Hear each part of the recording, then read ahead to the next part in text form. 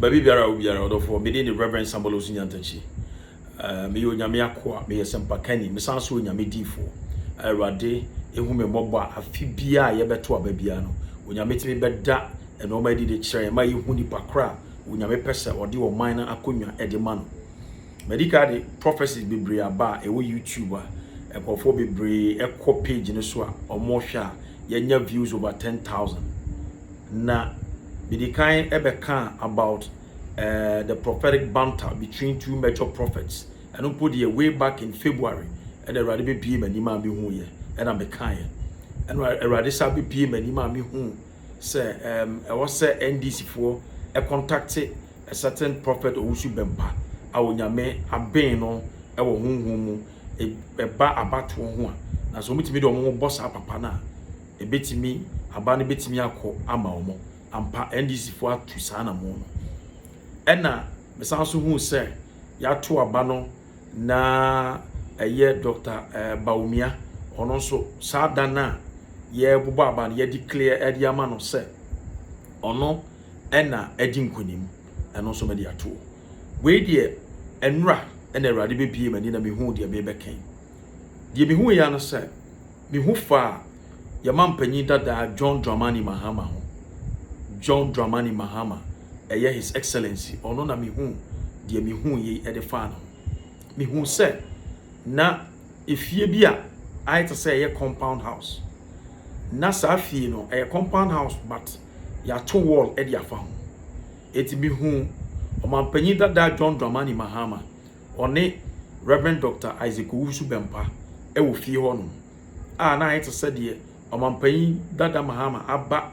Osofo Bempah ho na woni na bedi nkuta ho na okọ di fie na me hu se na Osofo Bempah sa bre na woni papa no akasa wie na wokọ no na se wo obi ase ne kokọ woso kaka se ne bu afu obi aye ne bibi ama ne bu afu that was the posture of the man anenye omampanyi dada John Dramani Mahama na aye ne bone but na mu se abufu obi ahye papa ne ma na ode atifi ho no na ye papa John Dramani Mahama so bi hu se na wo hye jalabia apparel we like krabofo atade fita tin a isi ni na ase na etwi fom na wa like to say your wedding gown na e watch the normal length of jalabia no na e wa na bi hu se e hye no eti oba papa Bempah wo wie na opia kọ obi anko bie efie ni gate ama no ono an kokọ bie gate no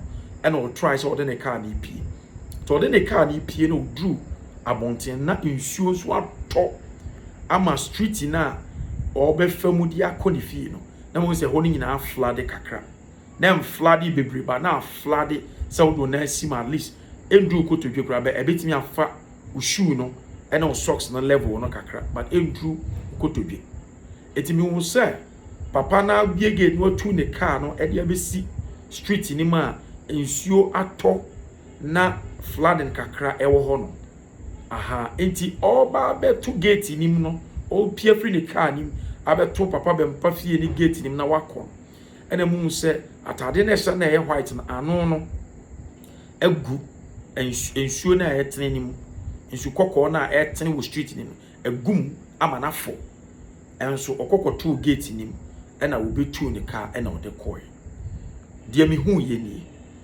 ase kire na mede ben omampanyi Mahama se eja Bempah eboa no ama ade na dane afri Dr. Baumia ho abane ho a onye very careful said ye be ya ye be bo abane wie no na Baumia enti akonwa no so dada onye very careful se onfa bibi enkoka the victory no onfa bibi enkokeka ono ani nkunimdie na papa Bempah paama no emma enkonko dane pato tienie ko mi hu se ono ani bie gate no enka vice former president die keye die a oso ko bi na bie gate ne ma se ko bi na bie gate na obi na tum ma enka there is nowhere na tade no ebefo atade white na ano ni betwi ye friend is saying insu tenenim amanafo na wa like wa fodu no dia akofro ne ka tu akọ eti nkunimdie no aja Bempah pama a certain John Dramani Mahama no wan hwe yi a bibi besi emaso. So NDC should tell the man and pray so that umunku ni die no mo hwehwe no ebebam. But me who say na wamwa na tade no na odi atu ne car na odi kɔ momɔ mpaye ma no na eyo nyame pɛso odi akonwa be ma na onfama no na bibi boni bi anyede ensi. Edin the Reverend Samuel Owusu Bempah. Medamo nyina mase. Bye bye.